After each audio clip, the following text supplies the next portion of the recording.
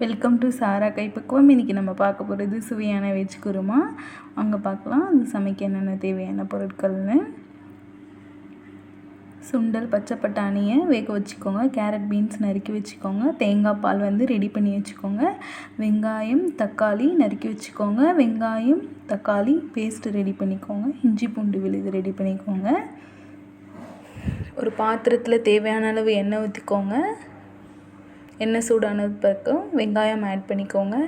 வெங்காயம் ஆட் பண்ணி நல்லா வதக்கிக்கோங்க. கொஞ்சம் பொன்னிறம் வந்த உடனே இஞ்சி பூண்டு விழுதை ஆட் பண்ணி நல்லா அடிப்பிடிக்காத மாதிரி வதக்கிக்கோங்க. கொஞ்சம் கரம் மசாலா ஆட் பண்ணிக்கோங்க உங்களுக்கு தேவையான அளவுக்கு.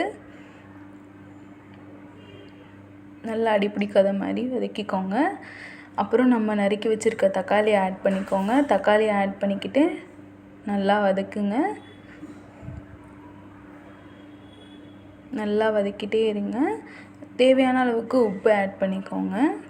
உப்பு ஆட் பண்ணிக்கிட்டு நல்லா இந்தமாரி கலக்குனிங்கன்னா நல்லா தக்காளி உருக்கிடும். அப்புறம் உங்களுக்கு ஒரு பேஸ்ட் கன்சிஸ்டன்சியில் வந்துடும். கொஞ்சம் மஞ்சத்தூள் ஆட் பண்ணிக்கோங்க. தேவையான அளவுக்கு உங்களுக்கு வேண்டிய அளவுக்கு ஆட் பண்ணிக்கோங்க.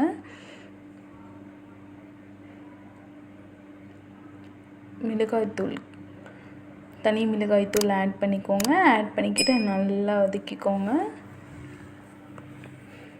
அதுக்கப்புறம் நம்ம நறுக்கி வச்சுருக்க கேரட், பீன்ஸ் இதை நல்லா போட்டு வதக்கிக்கோங்க. வதக்கிட்டு லைட்டாக கேரட், பீன்ஸ் நம்ம ஆட் பண்ணியிருக்கோம் இல்லையா, அது லைட்டாக வேகிற அளவுக்கு ஆட் பண்ணிக்கோங்க.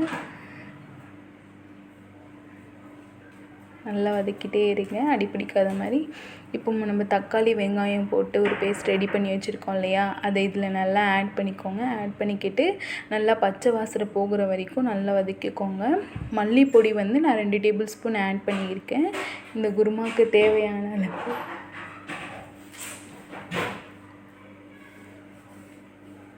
நல்லா ஆட் பண்ணி வதக்கிக்கோங்க.